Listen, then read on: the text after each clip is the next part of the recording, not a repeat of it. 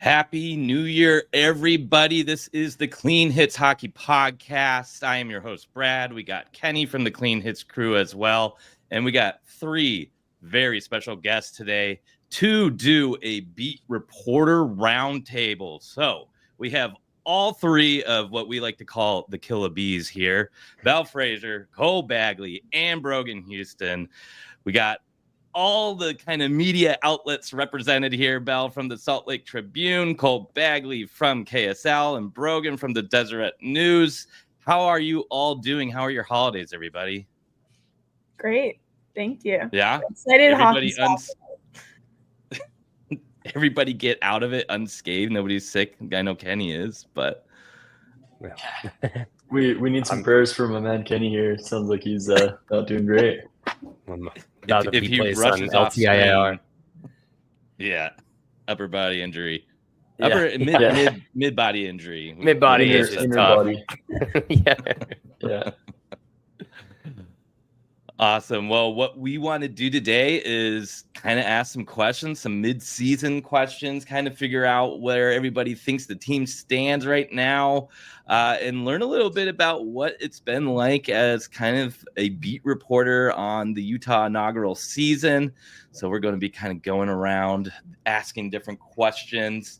Currently, the Utah Hockey Club sit at 37 games played. 38 points. They're 6th in the Central, 11th in the West. Kind of coming off a little bit of a skid here right after a fantastic start to December. I think a lot of us aren't too surprised of where the team sits right now. Obviously, there's been injury concerns all season long. Obviously, the team has overperformed in some situations and underperformed in others. It's, of course, a very young team. And they are kind of growing together, and we are probably kind of seeing some of the bumps from that, but who knows, maybe we kick off another big winning streak going into the beginning of 2025. But let's start off with who you guys think has been the team MVP thus far. Belle, why don't you take it away? I'd go Sergachev. I think you could pick a few, but I think just overall, night to night, he is one of the better Utah players on the ice every single night. And just all the situations he's used in, he's power play, PK, he's logging close to 28 minutes every single night. And, we talked to Coach about him in what game was that? Colorado game, maybe, how he blocks a huge shot on the PK at the end of the second period, can barely make it back to the bench, and then comes out in the third and sets up Schmaltz on the power play. And, he said it's that toughness that they think is gold on their team, because Sergachev is a 2-time Stanley Cup champion. He kind of knows what it takes to play in those tough divisional games, knows what it takes to win at the highest level in this league. And you've seen it. Like, it has really helped Utah. And I think mindset-wise, too, he holds himself to the highest standard. And I think everyone else in that room, just the theme of accountability, I think, has been heightened with him there. His talent. Everyone knew coming in Sergachev was going to be good. It wasn't like a under the radar trade. That was probably one of the bigger moves this organization has made in the past few years. So I think he's been everything as advertised, and there's still more left in the tank for him. So I don't think this team, especially with the injuries they've had on the back end, is where it is today without Sergachev as its number one D-man. Yeah, I think especially with all the defensive injuries, it's a very special role that Sergachev is playing right now. And I think he's probably even helping players like Kesselring kind of take that next step. But I also remember he had a block shot right to the dome. I forget which game that was. I want to say it was like that Calgary win, but maybe it was that Colorado game. I forget which exactly, but I'd have to agree that may be my pick. Brogan, who is your MVP of the season so far? So, in order to be different from what Belle said, I'll say a different name, but I do think Sergachev is number one. My number two would also be Karel Vejmelka. He's just been lights out, especially when Connor Ingram went down. All of a sudden, Vejmelka emerges as this, I think I talked to you guys about it, that he might even be in the Vezina conversation. That's how highly this guy's performed. He has top 5 metrics in almost every statistical category among goalies who have played 10, 15 games or more, something like that. I haven't looked at it in a few days, so I'll have to actually go back and look. But but he's basically a top 5 goaltender right now in the league.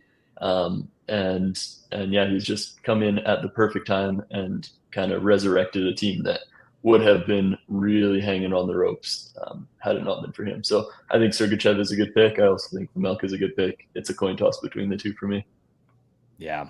And currently Vejmelka ranks 5th in goals saved above expected. Only Logan Thompson, Gustafsson, Lucas Dostal, and Connor Hellebuck are above him. So some great names in company with Vejmelka there. And obviously he's been keeping the team in a lot of games here. Cole, how about you? Who would be your MVP pick? And if you want to double down on any of these players, there's no harm in that as well. Yeah, I mean, I'm going last, so I'm going to double down on both. I think Belle and Brogan nailed it. It's one of those two guys. Sergachev has come in and embraced this new role for him, right? To be quote one of the older veterans in the room, but don't say that to him. He doesn't appreciate being considered older than he really is because he's 26. I learned that the hard way, but he's come in, he's scored, game winners. He's taken pucks off of his helmet. He's, just doing everything that's been asked and more. He's wearing an A on his sweater. And I know that wasn't necessarily something that he was trying to do. People talked to him about it before, the season started, and not that he doesn't take it seriously, but it wasn't one of those things where it's like, yeah, I'm trying to, get an A on my sweater. But just based off the way that he's played, he's obviously been a no-brainer, to be one of the leaders in the room.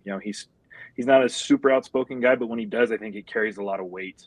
And then as well with Vejmelka, I don't think this team is where they are without, the way that he's played. I think he's top 5 in save percentage and goals against.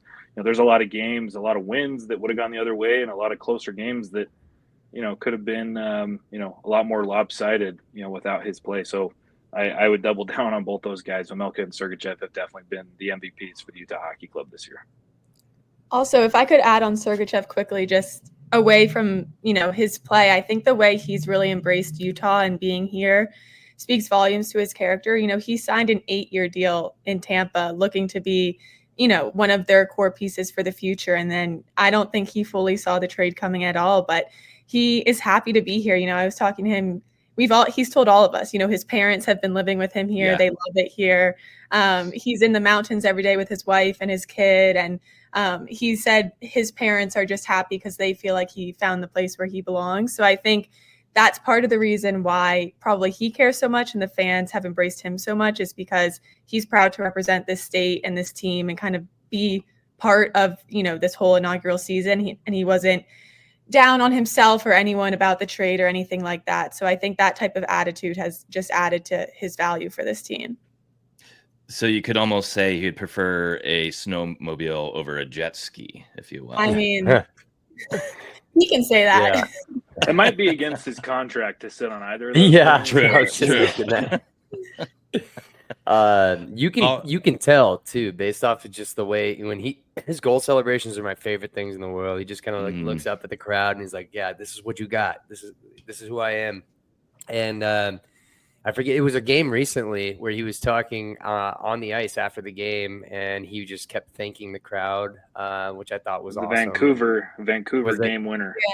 Yeah, it's just how cool is that, right? To feel that included as a new fan base, and that being reciprocated to Mikhail Sergachev, just knowing how much that they appreciate him. But him addressing the fans specifically had to have felt really good, and it felt good to me. It gave me a warm, fuzzy feeling. And I mean, I would have to agree with you guys all. I'm going with Sergachev, and I mean, based off of what I've seen, according to StatMuse, he is like second in the NHL for average ice time, right behind Zach Werenski in Columbus. So he has had to step into that role. I don't know if it's what they originally planned for him to be playing just under 26 minutes a night. But by necessity, it's what's had to happen, and it's just been so cool to watch. And I 100% agree with you, Belle. I think it's arguably the biggest move this franchise has ever made. And I want to point out too how humble the guy is. Like, there's so many times where we try to get a quote out of him that's like, yeah, I did this and I did that, and he never points to himself. It's always, yeah, well, we played as a team and we did this, and it's always we. It's never I. And when I first met him, I kind of thought like, oh, like he seems a little apprehensive, like almost as if he doesn't like talking to the media or something like that. And it's really not that. It's really just that he doesn't want the attention drawn to him. He wants it drawn to the team. And that's just admirable. That's something that deserves, or that you deserve to have a letter on your chest because of it. So. Yeah, I mean, it's almost like that Russian existentialism is coming out through him. But I've also been so impressed with him too, because there still were some questions if he could truly be a top guy in this league. We never got to really see it in Tampa with Hedman being ahead of him. And seeing how quickly he was able to step into that role, especially with the injuries and having to play more game in and game out. And I think he's proved anybody who's doubted his ability to be a number 1D wrong already. All right. Go ahead. I was going to say, I think we all forget that he was coming off of one of the biggest injuries any hockey player can go off of last season. He broke his left tibia and fibula. He came back for the playoffs 2 or 3 games last year, but was not 100%, obviously. And we talked to him in preseason and training camp, and he definitely was like in the back of his mind thinking about going into board battles and just kind of getting comfortable with skating again. And he said, like, physically I'm ready, but there definitely is a mental block because he went through such a traumatic rehabilitation too. So I think for him, he said too that playing this amount and having this responsibility has helped him feel more confident and comfortable coming back from injury. But to have the type of season he's having coming off of something like that is really incredible. And you saw it with Clayton Keller too. He broke his leg and then came back and had a career year. So I don't know what it is. Maybe you're held out and you're hungrier to come back and make a difference, but he definitely has. And credit to him for that. Yeah. Makes it all more impressive. I get PTSD like when there's a shopping cart behind me to the Achilles. So like these guys having the mental strength to come back from those gruesome injuries. God, I remember Clayton Keller's, and I'm like, oh, legs should not bend that way. No. But I mean, to your point, Belle, I think it's a great point. They're playing so much, they may not have time to think about it anymore. It's just like, it's old hat. You got to get back to it and lead the team. So, I think it's a great point. I think a lot of the insiders initially, when they saw Sergachev traded, one of their biggest things is that Tampa may have not felt comfortable with his ability to rebound from that injury, and that's why they were so willing to move on. And no disrespect to Connor Geekie or JJ Moser, but I think that those takes are being reconsidered at this point. Just don't tell Tampa fans that, or they'll light you up. Yeah, right. Sure. Have you had that experience? Oh, twice. Hi. Twice, but I stand by what I said. And not to beat a dead horse, but I think just how much of a warrior Sergachev has been this year, taking a puck to the arm, to the shoulder, to his leg. Like, this dude is probably more beat up than most of us, really know, but he shows up every night and he plays like, it doesn't even bother him. And he's never afraid to step in front of that next shot either. Yeah. It's always, he takes one and then he gets up and takes the next one, and he gets up and takes the next one too. Yep. And, we're barely even talking about the offensive output he's had too, which just really says a lot about the entire player he is. But moving on, who would be the most surprising player for your expectations coming into the season to how they've been performing in a positive way? Cole, you're up first this time. Of course we go with me first on this one. Goodness. I don't know. I think just the way that I think the easy answers are Dylan Guenther or Logan Cooley. Obviously we saw brilliance from them last season. But I think to be, what are they, 2 and 3 in terms of points, on this team, to be playing as well as they are. I think they've just taken such significant steps in their game in terms of playing consistently well every single night. And obviously there's still games where, Guenther hasn't scored for a few games and whatnot. And, there's occasionally been, dips here and there, but overall, like, these two guys I think they took 2 or 3 years and, like a step in terms of 2 or 3 years of progression in just one off season. You watch the way that Logan Cooley plays. He is incredible with the puck on his stick. He just, it's hard to even describe it, to accurately put to words the way that he creates, his vision, his way that he utilizes his speed, the way he protects the puck with his body, I think is underrated. And then he obviously, is very talented at finding his teammates, whether it's, saucer passes or, I think, when Sergachev scored that game winner against Vancouver, he said that Logan Cooley made a 6 sauce, which was accurate. That was a good description of what he did to find him for that goal. And then Dylan Guenther, I think, the learning curve for him has been discovering how to get open and find, your spots when you're on the scouting report now. Teams are expecting you to put the puck in the net. So they're covering you more closely. They're watching you. And I think, early in the season, he scored 5 goals in short order. Then he had, 2 weeks, 2 or 3 weeks with a drought. But I think in that time, I watched him, closer. It was losing himself in the offensive zone, losing himself, in the eyes of the defense to get open. And it reminds me a little bit of how Ovechkin has made such an incredible career of scoring goals. Everybody knows where his spot is, and Guenther kind of likes a similar spot. And yet, losing themselves in the zone, skating around in circles, going behind the net, whatever it takes to get open, and then getting greasy goals as well. So I think those are, kind of more the easy answers there, but I think they've shown a lot. So for me, I think they have, far and away surpassed expectations. Was it the Islanders game where Guenther, I think it was in overtime. It was early on in the season, where Guenther just kind of like casually stopped skating and left himself right in front of the goal. Yeah. And it's just such a high hockey IQ play that to the layman's eye, you may miss something like that. But to your point, Cole, I think it's very Ovechkin-esque. And so if we can have any player on the team that we can compare to Ovechkin, I consider myself a happy man right now. So, yeah, I agree 100%. Brogan, how about yours? All right, I'm going to steal Belle's answer from her because I know she was going to say this one is Jack McBain. Am I right, Belle? Yep. Okay. Yeah. I knew it. Jack McBain, he's always been good. Like, he's always chipped in here and there and that kind of thing. And he's always played this big physical game. And I'm sure he's always been a leader in the locker room, although I haven't seen it firsthand until this year. But he does all those things now at probably a higher level than he's ever done before. He's at 10 goals.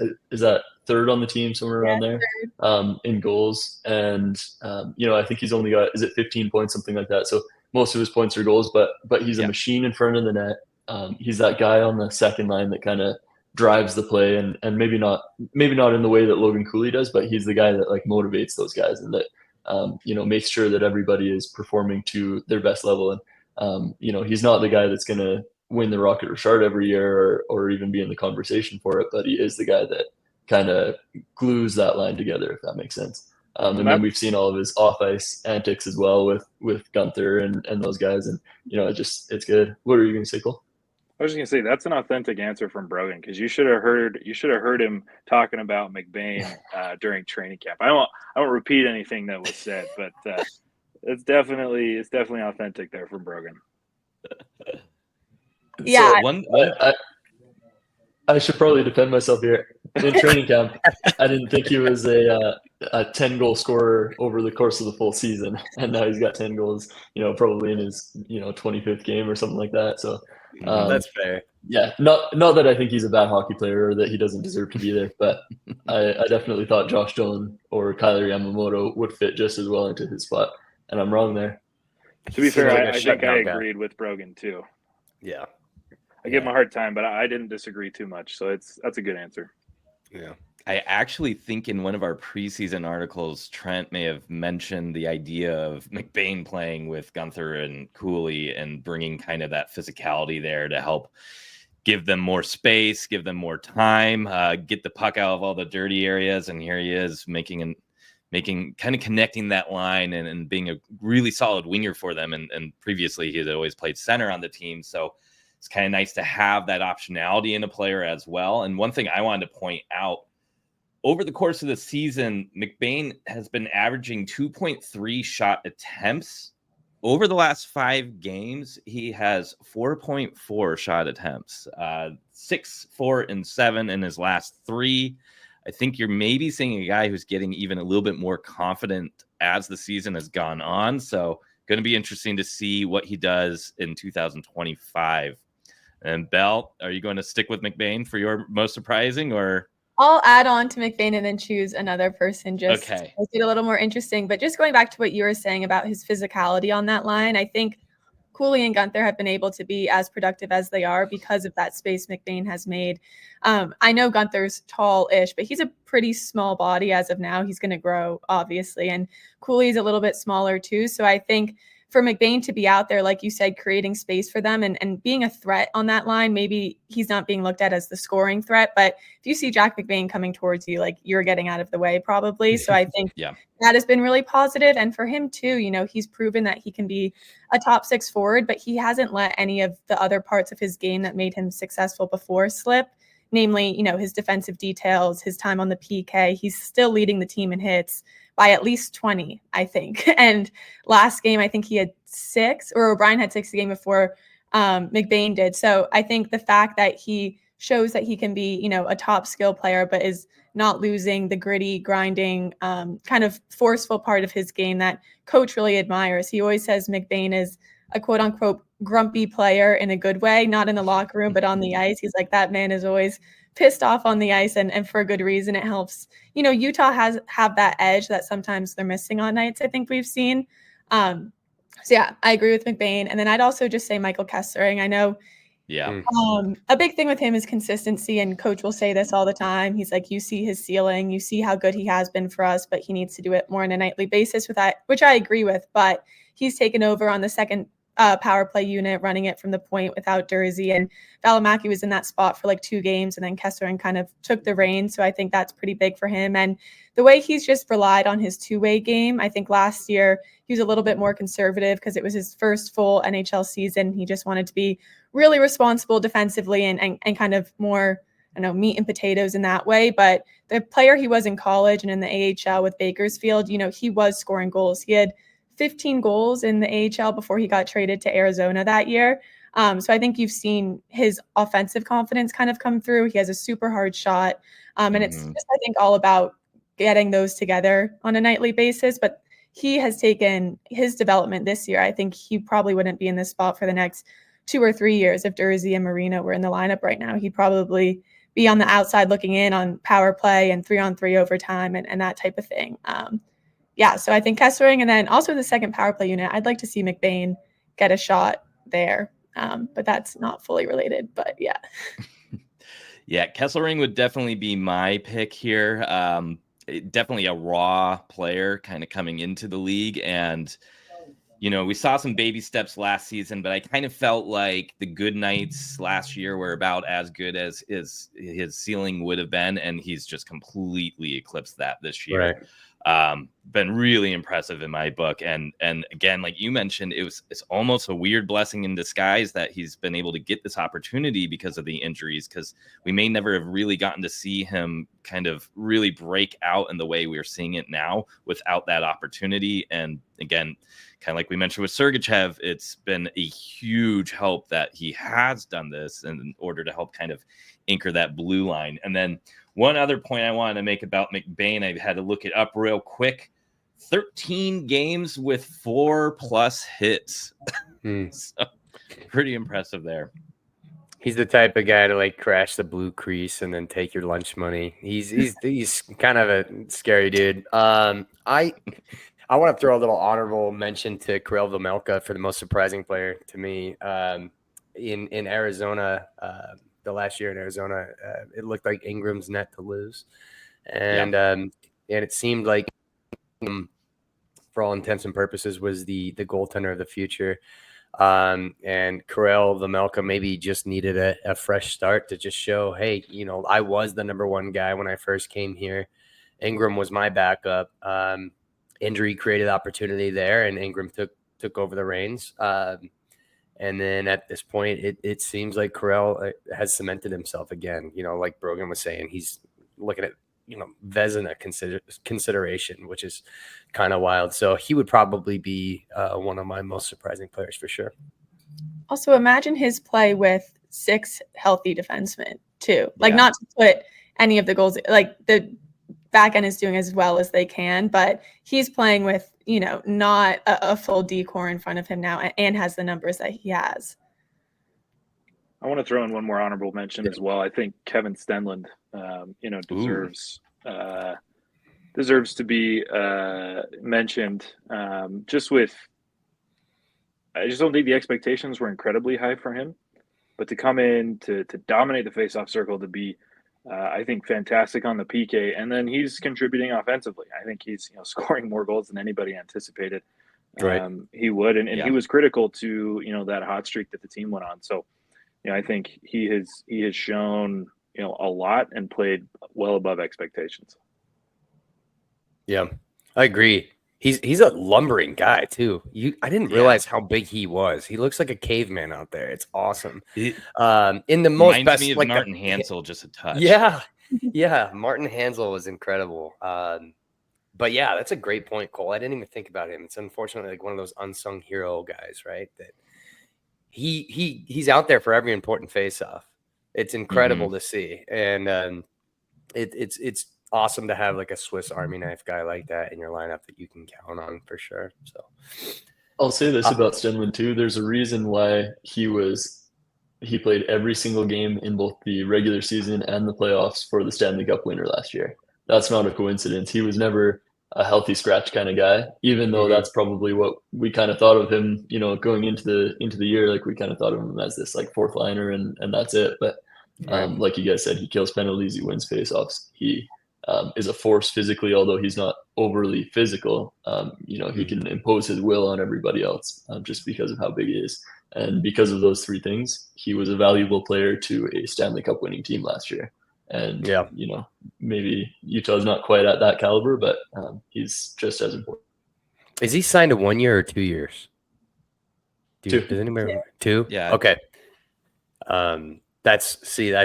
I love that because kind of like what you just said, we have the ability to, do the feeling out process this year. And then next year, and when we expect to be more competitive, not saying that this year's a wash by any means, but next year when we expect to be more competitive, I do agree. I think he'd be extremely valuable, and it's nice to have a player like him around. So we're going to move to a pretty hard-hitting question here, so I apologize in advance for how uncomfortable this is going to be, but we have to address it. So which Utah Hockey Club player would survive the longest in a zombie apocalypse?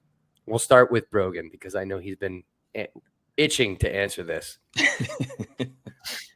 Well, I can't say McBain again because I just said him last time, but I'm still going to say McBain. So I'm saying Jack McBain, simply based off of the way that he wears his underneath, his t-shirt underneath that he rips off the sleeves and he cuts the collar down to here, and looks like he got it from the thrift store kind of thing, even though he probably got it handed to him brand new because it's a Utah shirt.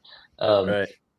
He just seems like that type of guy that's like, would just dominate. He'd have like, off of The Walking Dead, like the baseball bat with the nails in it. That would be him. Yeah. Negan. Clubbing zombies. Yeah. Those guns are always loaded and ready for battle. Yeah. And he's huge too. Yeah. And what other better place to survive a zombie apocalypse than at the top of the rafters of a Costco? You got everything around you. So it works out. He's got an advantage there. Cole, how about you? I'm going to go with Carcone. Just simply based on the fact he's fast, so he can get away from him. And the other part is he's scrappy. I mean, if he's going toe-to-toe with some zombies, I'm putting my money on him to come out of that. So it might be a hot take, but I think Carcone's got it in him to survive. Low center of gravity for sure, 100%. And Belle, what are you thinking? I was going to go Alex Kerfoot. I just feel like he too is scrap. The fourth line mentality, I feel like that goes with Carcone too, but he's also extremely smart. I think Coach made a joke where he was like, one day we're all going to work for Alex Kerfoot because like his hockey and just life IQ is off the charts. So maybe he took a zombie apocalypse class at Harvard when he was there and got some extra tips. But I don't know. I don't have a full reason. Just when you said that, I was like, I think Kerfoot. I don't know. That's the left brain sounds thinking. like we That's got exactly what we needed. Yeah, it's like a whole little team here. Kerfoot can like set up all the traps and do all the analytical stuff. Carcone can kind of be the hunter-gatherer type, and then McBain just the protector. That's amazing. Well, now we have to go to the other side of the coin. Again, it's going to be a tough one to answer here, but who'd be the first to go? And Belle, we'll stick with you. I don't know. Maybe like Nick Schmaltz. Ooh, oh my God, it's so funny. I was thinking that too. I don't know why I thought that. Like, God, I don't know. I don't know.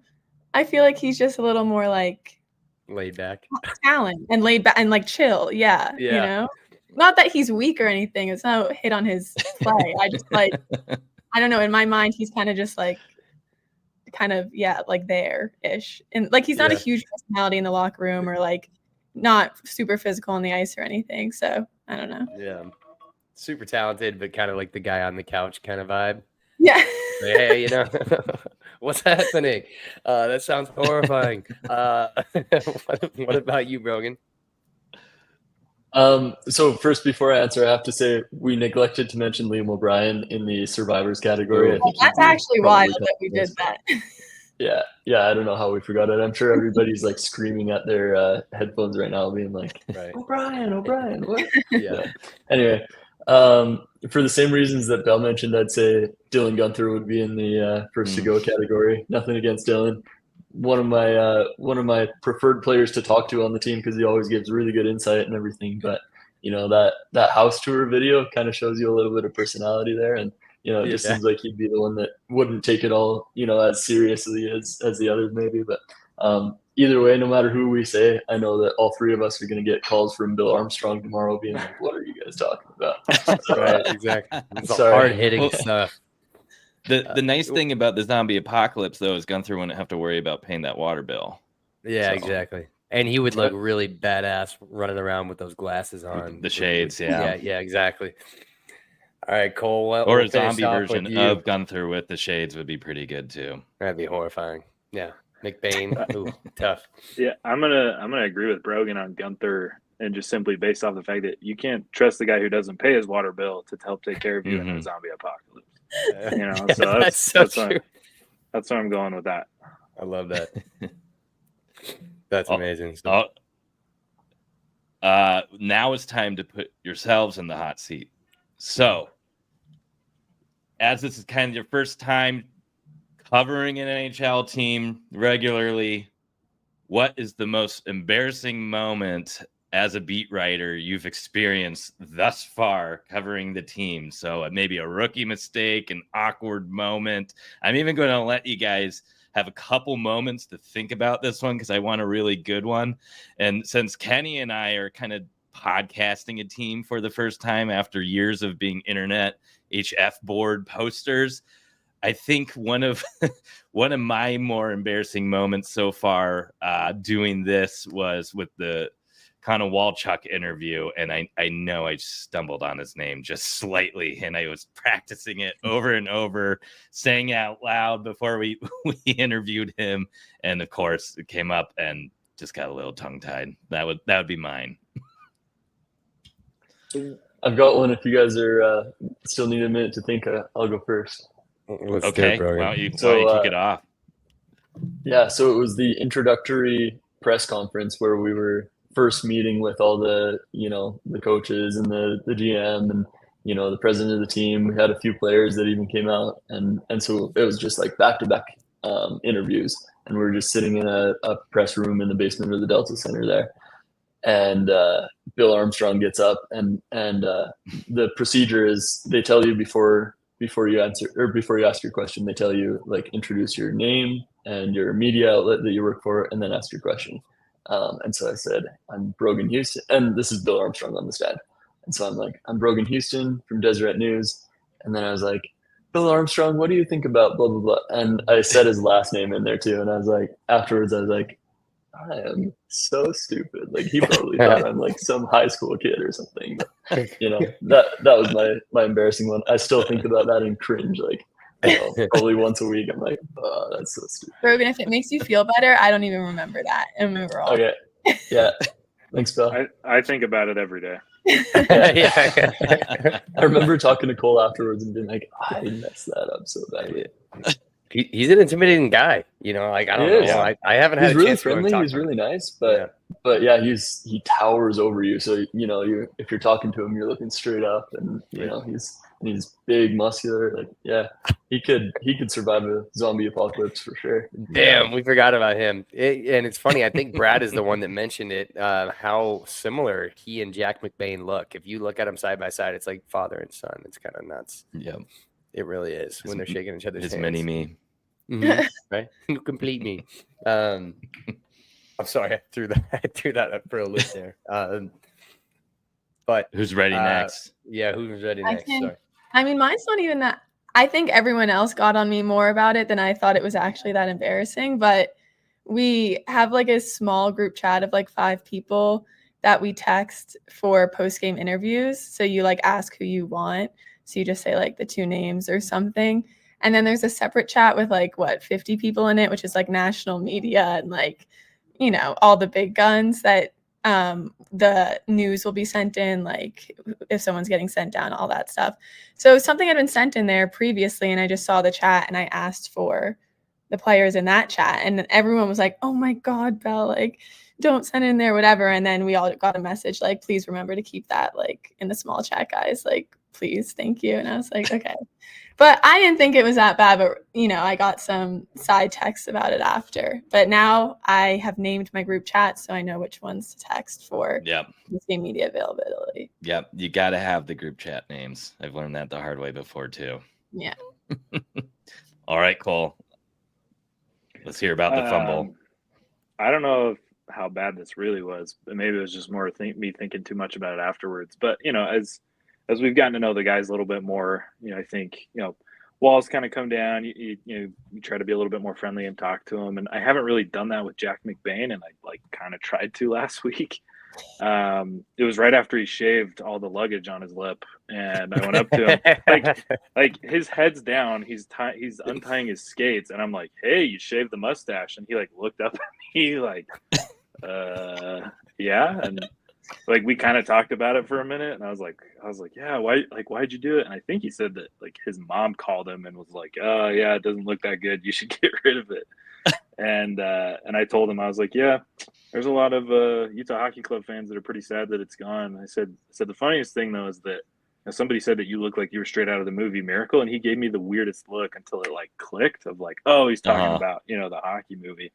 And I walked away from that and I was like, what was that? What was that conversation that you just tried to have with Jack McBain? So I don't know. So I think those happen occasionally where it's almost like when we're not talking about hockey, sometimes my brain just doesn't compute properly, and you walk away from conversations and you're just like, I don't know what I was thinking there, but move on, I guess.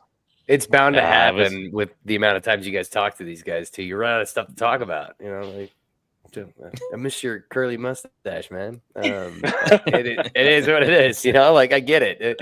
I'm right there. I've had many of those moments myself.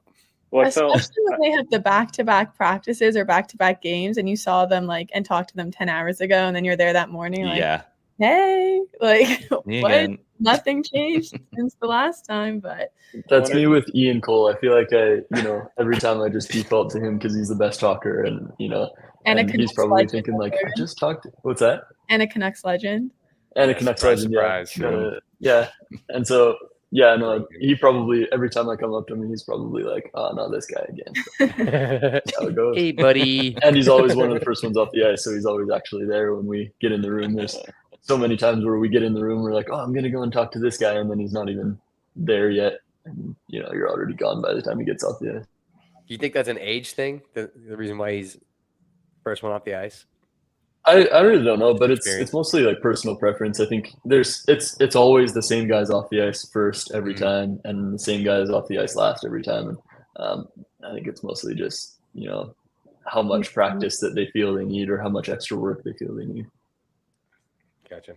I'm just curious. So, how about a real true welcome to the show moment. Like this is the big leagues now, like feeling starstruck or just couldn't believe what you are doing. Maybe it was the inaugural game. I think I may know what Cole's will be, but one of those moments where you're like, wow, I can't believe I am doing this. Cole, you want to go first? Sure. Yeah. I mean, the inaugural game was unbelievable.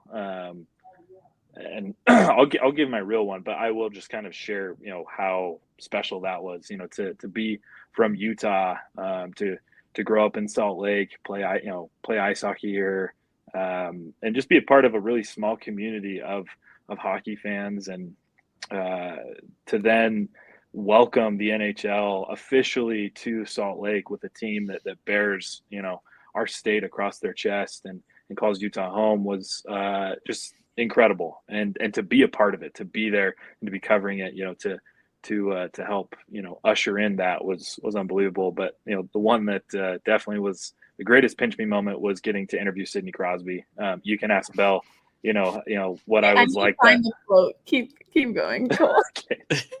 To see him score 600, and that was the moment that I was like, okay, for sure. I don't care how this game ends up. I'm going to talk to Sid. I rushed downstairs. I asked where the room was. I had all these people point me in the right direction. And as soon as they opened the doors, I rushed in there. I pushed probably 10 people out of my way. And then I got right up front, but I had to stand on one leg because of how many people had surrounded him, to talk to him. I mean, 600 goals, right? Like it's a huge, that was the headline that night. So there was probably 20 to 25 people just circling him. I was right up front, but I was getting pushed out. So I'm on one leg. I wait for the moment to ask him the question. I think my voice cracked. I'm literally shaking. Like my hand, like with my phone is literally doing this. And, but he's looking up at me, and I think he kept looking at me if you watch the video, because I think he's like, who is this guy? But no, I mean, he's my childhood hero. So to be able to talk to Sidney Crosby and to ask him a question that, I was able to then write an article about, like that was unbelievable. I was in awesome. Pittsburgh with Cole. I wrote this down because I thought it was so funny, but Crosby scored his 600th goal, and Cole's just like looking around and on. He goes, "This is up there with my wedding day and the birth of both of my children." So it's oh wow! All right, if we birth of children seeing Crosby. No, my wife knows. She gets it. I was like, "Wow, I am really happy for you, Cole. This is awesome." I didn't even realize he scored 600 goals. I just remembered it was a 5-1 Utah win. So, isn't that weird? I mean, the odds that Cole was in the building for that, like pretty incredible. Back to back, and he could have scored the night before, but he must have known. Well, my parents were there too. They flew out to Pittsburgh to be there. So yeah, like just the fact that I was there, just the odds against that, how low they were, but yeah. Things happen for a reason, right? And that's why it's up there. Yeah. I think he was only like plus 150 to score that night. So actually the odds were too low. But he probably kept looking up at you, Cole. Like, this dude's literally standing on one leg to talk to me right now. He's probably like, this guy's standing here like a flamingo, but more power to him, man. Because that's something that I feel like Sid would appreciate. He's like, by any means necessary, I'm talking to this guy. So when he could just see the admiration in my eyes, the big puppy dog eyes looking at him, probably like, who is this guy? Like dripping sweat too. You're like, oh my god. Oh, for sure. Yeah, that's awesome. All right, Belle, you're up. Yeah, I think inaugural game too. Just that whole week was really cool. Brogan, Cole, and I were there for all of training camp, and it was sometimes, and Ryan Miller too, it was like the 3 or 4 of us every day. And then once it got closer to opening night, ESPN showed up and the NHL writers showed up, and it was like, wow, like this, fun little training camp thing with this new team we're doing is a really big deal, which you knew coming into it. But I think it was cool. People started asking us questions about, the players and the oval and just what it was like. And I think that's when you really realize like we are the people like writing this history, which is kind of crazy to feel in the moment because we're all relatively young. And I think this is all of our dream jobs really. So, and a lot of other beats in the league, just because the teams have existed, have 3 to 10 beat writers. So I think in that moment, it was like, this is a really cool responsibility to have. And then Delta Center that night, I think I mean, that was probably one of my favorite games other than the Canucks overtime win. Just the energy in the crowd. And it's really cool growing up a hockey fan, watching a whole new fan base fall in love with it and get excited about everything and watching them celebrate and being there with friends and family and that type of stuff. So I think watching a fan base get to fall in love with the game we all love so much has been really cool to see on a nightly basis. And then I guess kind of in the same vein as Cole, going to MSG the first week of the season was very cool. I'm from New York and grew up a Rangers fan, and going to MSG and all that stuff. So the fact that the Rangers played Utah on their opening night felt pretty full circle. And morning skate was cool. I went and I sat in the seats that I used to sit in as a kid to watch morning skate for Utah. And then Dominic Moore is everyone knows, obviously, broadcaster, and he scored like my favorite goal in Rangers history in Game 6 against the Canadiens to bring them to the Stanley Cup final. So just being at morning skate with Dominic Moore as a colleague in the old seats, I was like, this is like an alternate universe. What is going on? And I still feel that way, honestly. Like the fact that we show up to work in the morning and it's like at Delta Center to like cover the NHL, I don't think it will really ever get old. It's, the best time ever. That's amazing. Well, to pump your guys' tires, there's a reason why you're doing it, and the reason why that you guys get to cover this team. You guys are excellent at what you do, and we appreciate you so much. So I hope that feeling never goes away for any of you guys, because it's been awesome to watch you all cover it, and really looking forward to doing it more. So did we cover everybody? I feel like, did we forget somebody in that question? Brogan's up now. And Brogan, I think I may know his too. Yeah, for sure. No, you're good. I'm used to being looked over. I'm a middle child, so yeah, exactly. Sorry. Who are you again? Yeah.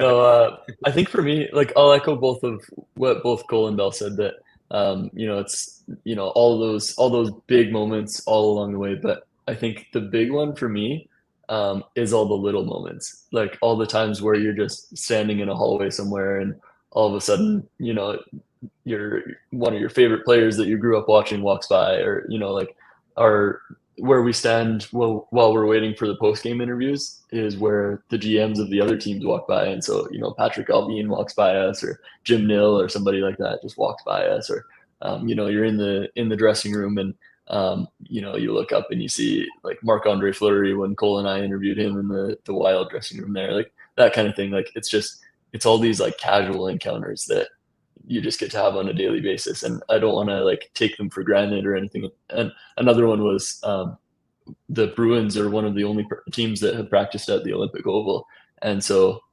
when they walked in the Olympic Oval, they walked in as a whole team right as we were walking by, and so the entire Bruins team is standing there taking pictures of the Oval and everything, and we're just there. And then later that day, I was walking down the stairs and David Pasternak was walking up, and it's just these casual encounters. And to me as a little kid, like I was the little kid that would like study the backs of hockey cards and like memorize every line of everything.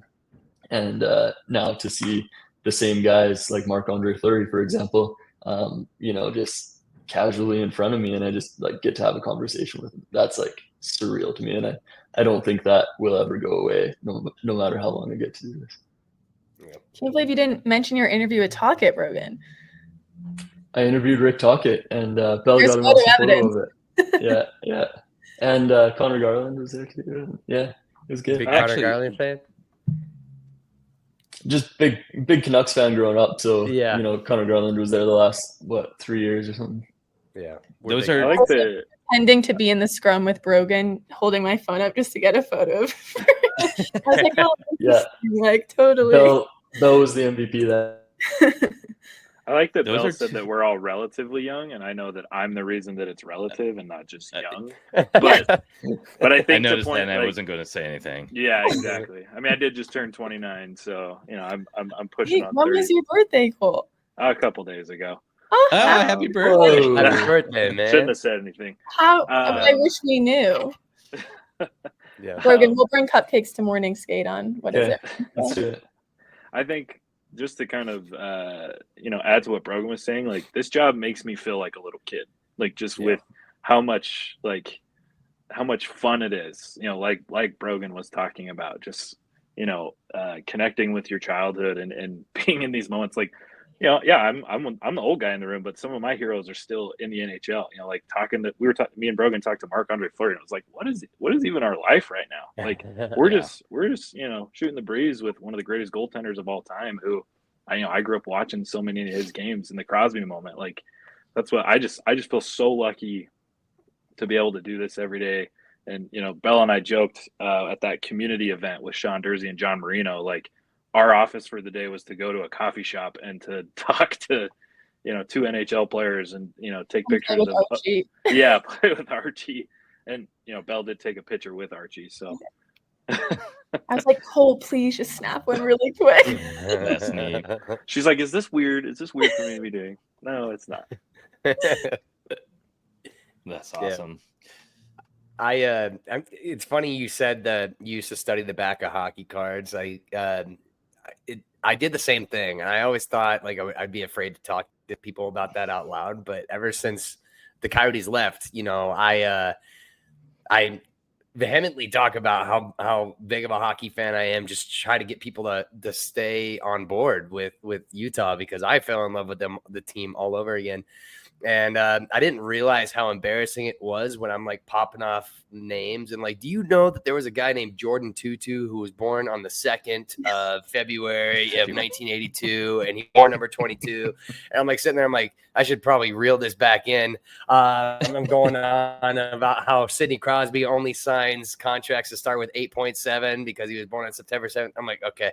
So I'm glad I'm not the only one, Brogan. And I just think it's a testament, again, to why you guys are where you are, because you're passionate about it. So we'll let the Vancouver fandom slide a little bit longer. But just last couple questions, pretty short ones, but important ones, I think. We all want to know, and I know it's been a topic of conversation, but what do we truly think the problem is with Utah's ability to perform in the second period? It just seems like it's the one thing that you can count on is a poor performance in the second period. And we'll start with you, Belle. Yeah, well, we asked, I think it was Nick Schmaltz this, right, guys, a couple games ago, and he was like, we had a great first period. We felt really good about it, and we were kind of just like, so obviously you guys are saying the right thing in the room. Like, what's the disconnect? And he was kind of at a loss for explanation too. He's like, I don't know, like we're going to have to talk about it and figure it out. But from my observations, what I've seen is I feel like how they used to play third periods in the beginning of the season and is how they kind of play the second period, where they're waiting to see how their opponent is going to respond to Utah's push in the first. And they're kind of on their heels until the other team, takes control. And then they're like, okay, this is the energy they're going to bring this period. Now let's try to match it, instead of coming out and being like, who cares how the other team plays? We just need to play the way we know how to and the way we did in the first. So I think, and Sergachev talked about it too, and Keller earlier in the season, maybe giving their opponents too much respect at times because they're a young team, and for them too, sometimes they're playing against their own heroes, like they're playing in Edmonton and stuff like that. So yeah. I think in the past month, they've kind of learned to expect to win. That's something they've talked about a lot too, but that's not just something you learn overnight. You have to believe that you are the better team on a nightly basis to win in the NHL. And I think sometimes that slips in the second, sometimes it slips in the third, and they just need to come out and play and not wait for what the other team is going to do to them and then try to get back into the game after they figure out the pace that the other team needs to play with. They need to be the ones in control. And I think you see that in the second, and then they get frustrated and they take 2 to 3 penalties and they give up 1 to 3 power play goals in the second, and then they're down by 2 going into the third. And they've only come back from a 2-goal deficit once this season. So it's not a great place to be for them. And if they want to make a serious push and, snap this 5-game losing streak, you're going to have to play more than 40, consecutive minutes in a night. Yeah, go ahead. I was just gonna say I can jump in next, but you. No, I was actually gonna call on you, so you're good. Okay, yeah, it worked out. Yeah, I think kind of to piggyback off what Belle said, and just kind of repeating what Bill Armstrong said in an interview the other day is, it's just kind of the nature of this young team. There's nights where the young guys are playing at their best and they look unstoppable, and there's other nights where that immaturity kind of starts to come out a little bit. And they look like they're never going to win a game again, and that's where they are right now. I think with how young they are, I mean, just consider there's a lot of guys that are playing in their first and second seasons in the full seasons in the NHL, and consistency for me is one of the hardest things for teams to really figure out and to learn. And so I think just based off what I've seen is I think the second period is an issue because in the first, I think they're coming out with a ton of energy. They're coming out, they're playing with emotion, and they might be gassing themselves a little bit where, they come out a little flat in the second. And then, you get to that third period, you're down by a goal or two, and you're really pushing again, to try to get back in the game. And so I think it's just simply a young team that's learning the ins and outs of, of the NHL, that's learning how to play a full 60 minutes of consistent hockey, not necessarily, 100 miles an hour for 60 minutes, all three periods, but playing a complete game, which means not pushing yourself too hard and having enough, energy to sustain you through the following, few periods. So that's just kind of my take on it, what I've seen. But I think as well, it might just be kind of a weird coincidence, that they are playing so poorly, because there's nights where they don't. But if I had to explain it, that's kind of what I've seen. Yeah, and you almost wonder if now that they are aware of it, does it make it worse? So maybe this is a terrible question to be asking, but Brogan, what do you think? I don't know how much there is left to be said. You guys did a good job covering it. So I guess if we can't blame Gary Bettman in some way, then I've got nothing to say. We can find a way. Well, that leads us perfectly into our last question. Kind of a loaded one, but make or break, really. If we make the playoffs or miss the playoffs, what will be the biggest factor? And this time, Brogan, we're going to start with you. I got to go back to Karel Vejmelka on that one. Just if he continues his can I call it dominance? Is that accurate, I would say so. Or is that too much? Yeah. Ever since that 40-plus game save, it was he's just been unstoppable. Go ahead. Yeah. No, if he can continue to be dominant and continue playing the amount of games that he's been playing, then there's no reason why the team shouldn't make the playoffs. And if they don't make the playoffs, it's not his fault unless he, falters a little bit. So I think if they do make the playoffs, he should probably, be in that conversation of Vezina, maybe even Hart. Wow, I love that. Hart Trophy would be sick for a goaltender, right? But I mean, there's a case to be made, right? So, how about you, Cole? I'm going to go with two things. I think just getting more healthy, especially on the blue line. I think Lamrier should be back, I think, within the month, and hopefully Marino makes a return in February, and so I think that would really help. The defense has done a fine job, but I think you're kind of starting to see some more of those breakdowns because those guys are just tired. They've had to really hold down the D zone and the blue line, and that's got to be wearing on them. Second thing is, I think if they can figure out what's going on the third line and get some consistent production out of those guys, if you had consistency across all four lines, which you're getting it for the most part from the first, second, and fourth, if that third can figure it out, if they can start, putting points on the board, you're going to see some of these closer games, I think, start going the direction of Utah, and some of the games that maybe are a little, further apart, like against the Oilers and stuff, where they're able to stay in it. So I think those two things, would really take them a long way. Yeah. Yeah, it's and it is encouraging to see that Marino's back. You said his expected return is sometime in February. Is that do you know if it's early, mid-February, or is it still unclear? It sounded, Craig Morgan, who covered the team in Arizona, obviously everyone knows, said February 1st, and he said he talked to Bill. We haven't heard anything. Marino's on a trip right now just to be around the guys and get in the routine, and he's still in a non-contract jersey. He hasn't been a full participant yet. So that's kind of what we know. Coach is very tight-lipped about it. He's like, he had a good practice today, and we'll see how he does tomorrow. So I would guess in the next month if. Yeah, it's positive that he's going on the trips, right? That means that, Right. Hey, we want to start getting him, more acquainted with the routine, with the boys and all that kind of stuff. So, right.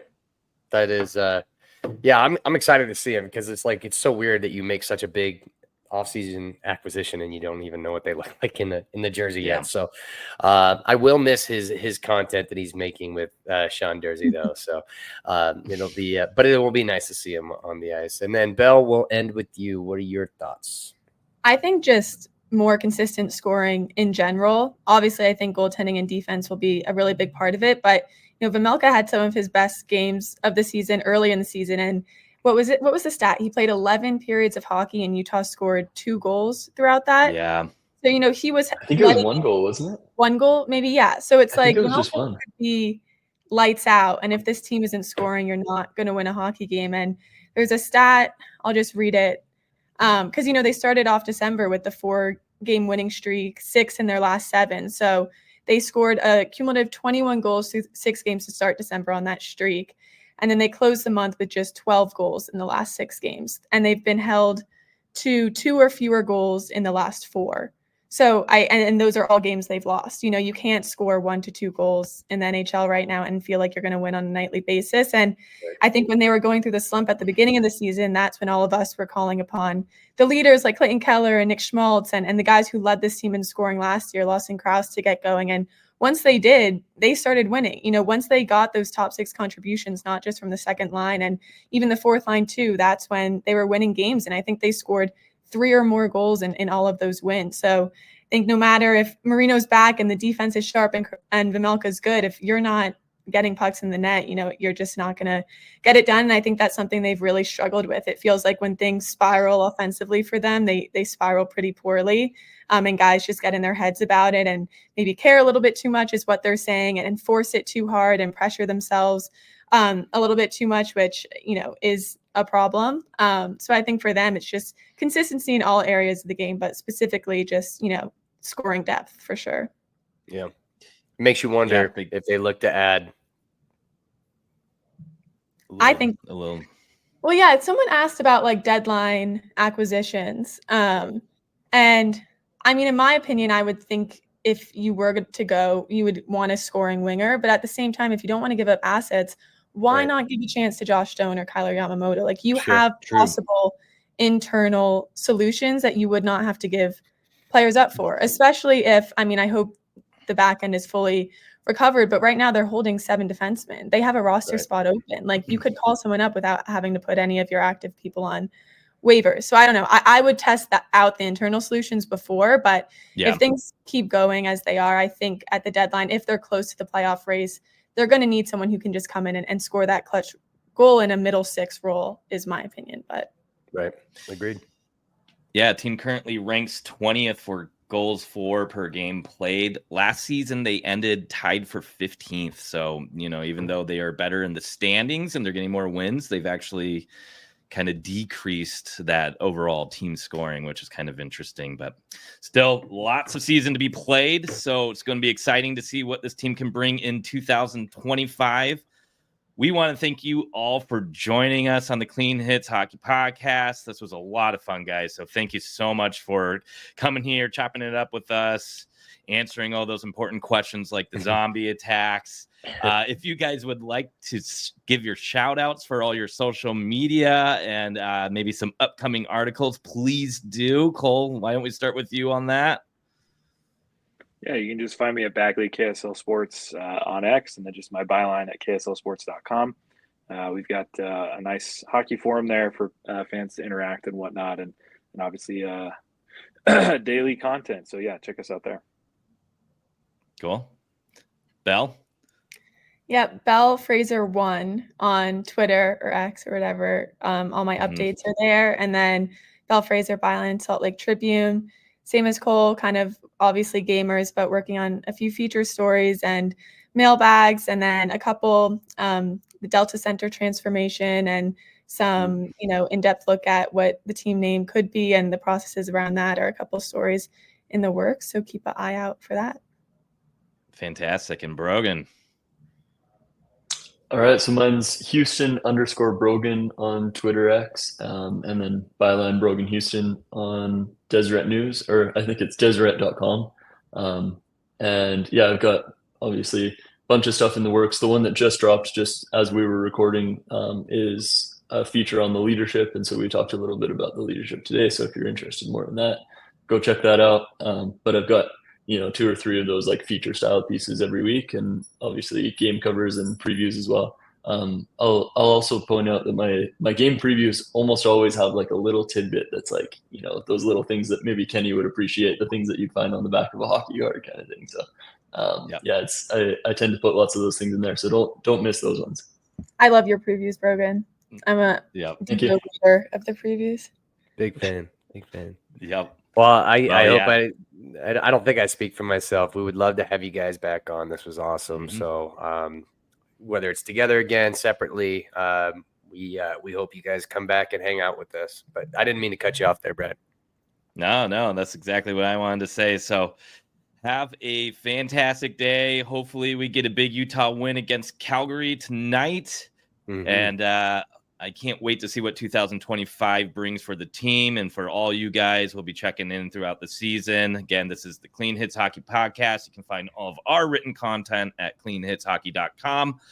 And don't forget to get that Dylan Gunther Costco shirt that was on ESPN. Thank you, Cole, for being Santa Bagley for Gunther and crew to get those shirts over to him. Yeah, I should have said I can be occasionally found on ESPN. Gunther shirt. So that was pretty funny.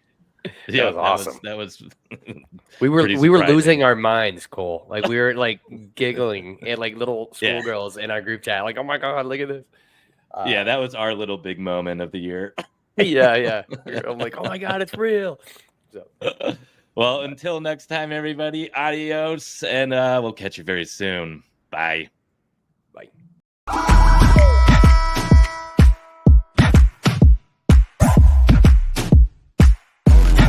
Running it now. Watch the game change.